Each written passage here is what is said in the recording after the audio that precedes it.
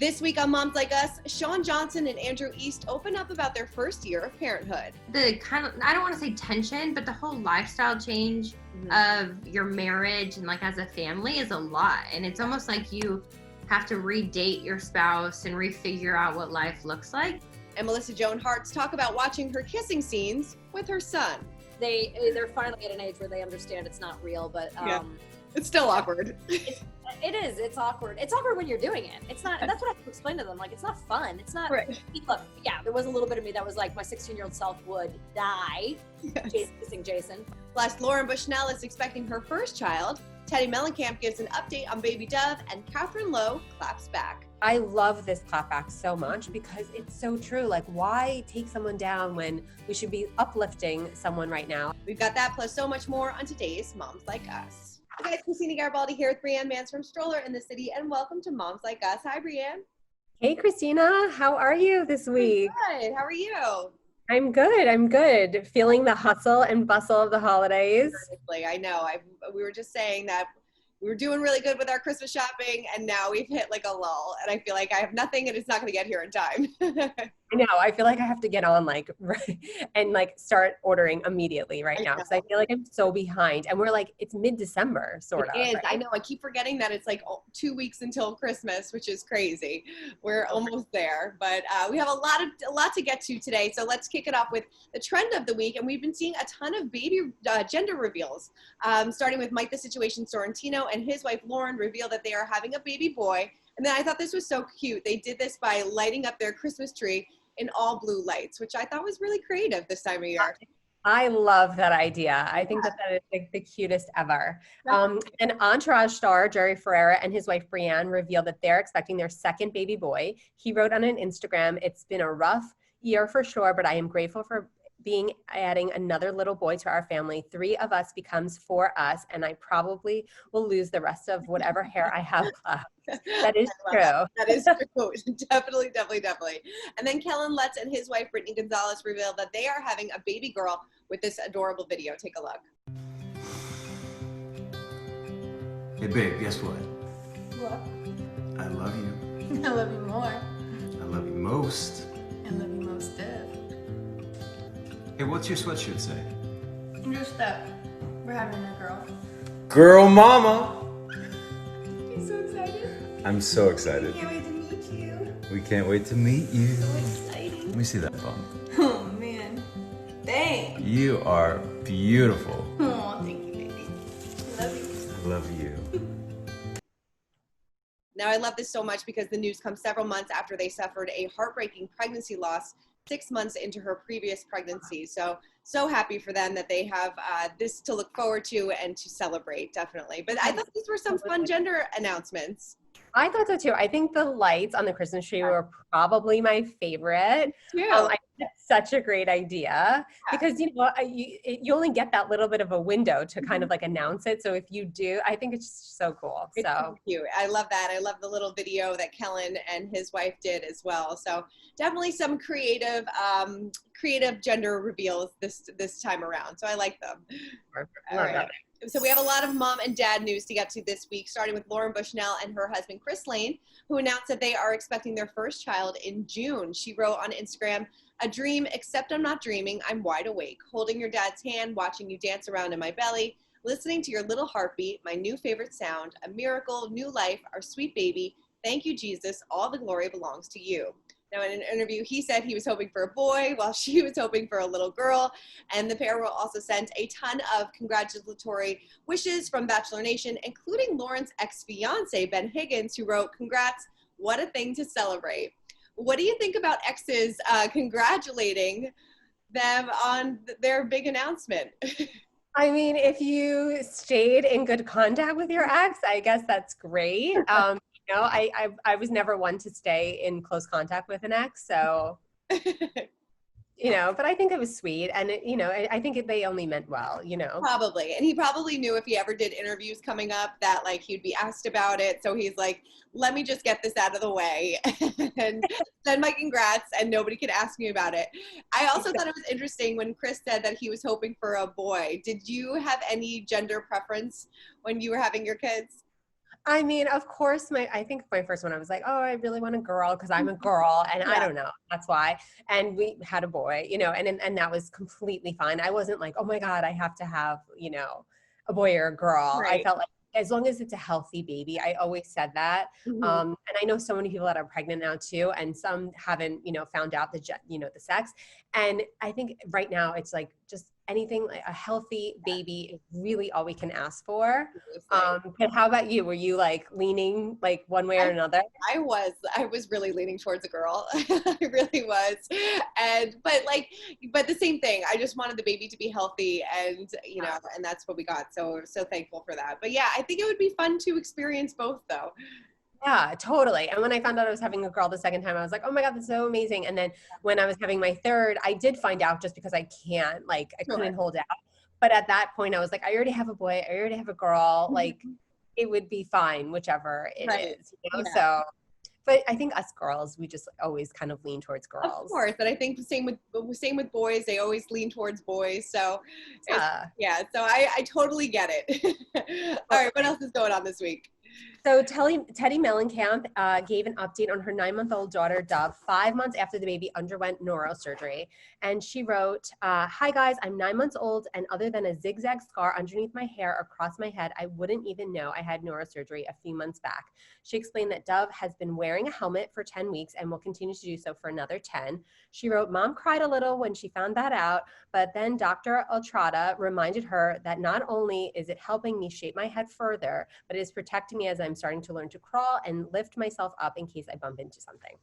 So I have something to say about this. So my son had to wear a helmet. Okay. And back then, he was, probably 4 months old at the time. So this is like 12 years ago. Nobody had a helmet. No one was talking about helmets. And so I totally get where she's coming from. Like, I don't think we saw family members for like the 3 months that he had the helmet on, but it was to shape his head because he wasn't, he just had a flat spot on the back of his head. I mean, you would never know now. I probably only have like 2 photos of it because I was so like, oh my God, my kid has to wear a helmet. They looked so, sick, but, even whose child had to wear it? Chrissy Teigen. Yeah. So I feel like she shed so much light on that, and now it's just kind of like the norm, which I love her for doing so. But I can totally see like Teddy crying over that, because I was like a disaster. I was like, what do you mean? Yeah, no, because you feel like you're like, oh my God, did I do something? Because when Gianna was really little, we took her to the doctor, and they did notice that one side of her head was getting a little flatter, and they said, if that keeps happening, same thing, she might have to wear a helmet. But we had to do like exercises to move her neck back and forth and move her head back and forth, but she didn't have to. But a good friend of mine, her son had to as well. And but like you said, it's starting to become more of the norm. Totally. And it's so common now too. It's so common. And like the way my husband even said it too, he was like, we have a boy and most likely he'll have his hair short at some point in his life. Whereas like a girl, you kind of wouldn't see it as much. So he was like, we have to do the helmet thing. Because I was like, oh my God. But he's totally fine now. So totally fine. You never know. Well, Khloe Kardashian got into the holiday spirit with the help of her daughter, True. They dropped off some bags of goodies to a local fire station. And she wrote on Instagram, I know True is young, but I think it is important for her to understand how blessed and fortunate she is. It's so important for her to see how we give back to others, especially in such unprecedented times. Children learn with action and consistency. And this is just the first of many trips we are making. I think that this is so important because obviously they are one of the most fortunate families in the entire world. And it is good for her to see that it is important to give back and to do this at such a young age. Absolutely. 100%. I totally agree. It's never too young to teach your children to give back ever. We give back whenever we can. And I remember the first time, like even just like walking in the subway, when my kids were younger, my daughter would pull out a snack and just hand it to a homeless person. And I was like, oh my God, if there's one thing that I'm doing right, it's teaching them to give back. Yeah, I think it's especially this year, if like even it just like a little bit goes a long way. Yeah, no, it is. It's so true. Whatever you can give to those in need, they definitely need it, especially this year more than ever. Absolutely. Okay, so moving on, 43-year-old Sarah Haynes is opening up about having kids back to back in a Q&A with her followers. She wrote, "We wanted more and I was older, so we didn't have the luxury of time to catch our breath. We just stayed in the chaos, still there, send help." She also responded to a fan who asked about starting a family in her 30s. Sarah wrote, "Ask yourself how badly you want it. I could not accept the life I had inadvertently chosen by always choosing work first. I wanted more." Yeah, I think that this is important because I feel like so many people feel like they have to choose work or choose family and that you can't have both, but you can.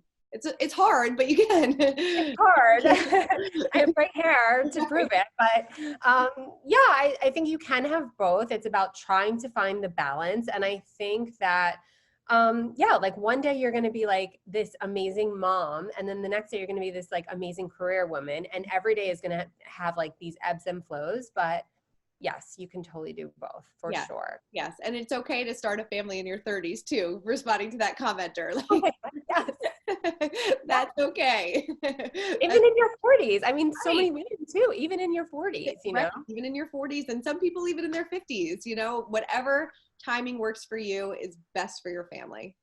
Absolutely. Absolutely. Well, our mom and dad of the week goes to Shawn Johnson and Andrew East. The couple recently celebrated their daughter Drew's first birthday and opened up to us about the challenges they faced as a couple during their first year as parents. Take a look. What would you say was the most challenging and the most rewarding part of this past year for you both? I think the most challenging part, just having it be our first child. Yeah. I think the kind of, I don't want to say tension, but the whole lifestyle change of your marriage and like as a family is a lot. And it's almost like you have to redate your spouse and refigure out what life looks like. And I think that's just a huge life shift that took, I mean, you're bringing home a newborn baby, so you have no idea what to do. You're sleep deprived, you're hormonal, you're like everything. And then on top of that, you're trying to still maintain the same relationship that you had before a child. So I think that just like life change was probably the hardest for me. Sure. But a year in, I feel like we've kind of figured it out. Definitely. Yeah, I feel like, and I want to use this word gently, but I mean, and you probably know this, a baby is pretty disruptive, right? To a lifestyle and to your routines. Yeah. And so I feel like the hardest part is just having that identity shift of realizing that, okay, I need to be responsible now because this person depends on me. And now I need to be more responsible with my time so that I can love my wife the way she needs to be loved. And so there's just a bunch of kind of moving parts that you have to readjust to and acclimate to. And it takes a couple months, but I think we're making it. Yeah, I kind of love what they said about having to redate your husband during this time because you're in that newborn haze and you kind of forget about your partner sometimes. Absolutely. 1,000%.